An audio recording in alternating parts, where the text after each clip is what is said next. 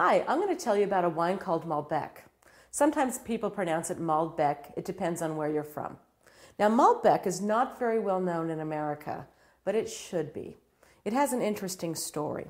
Malbec is actually thought to be from the Bordeaux region in France, and as a matter of fact, it is part of the Bordeaux blend. It's usually used in very small amounts just to add a little bit of spice and maybe some deep color to the otherwise complex and earthy Bordeaux wines. There is one region in the south of France called Cahors, which also makes 100% Malbec wine. It's actually known for being very deep and very dark and almost brooding. It's called the black wine of Cahors. But Malbec was always a very small player in France. As a matter of fact, a lot of Bordeaux producers don't even grow Malbec. However, Malbec made its way to Argentina, and it's made its way to Argentina in the 1800s.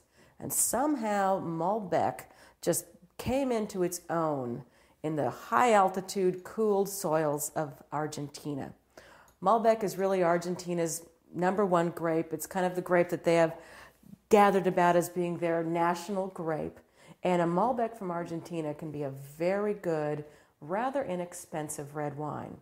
It'll smell like blackberries and blueberries and maybe currants and fruit in the bottom of the glass. In the middle of the glass, it'll have a lot of spice. It'll have some nutmeg, cloves, cinnamon, even a little bit of black pepper.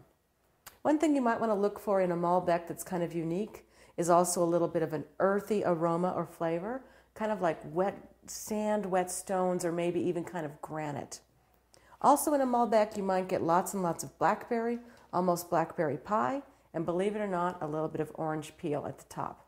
A lot of fruit and a lot of spice. Dry, full-bodied, with tannins that are somewhat smooth and velvety. Serve this up with some grilled food like they do in Argentina, and you'll have a mighty fine wine indeed.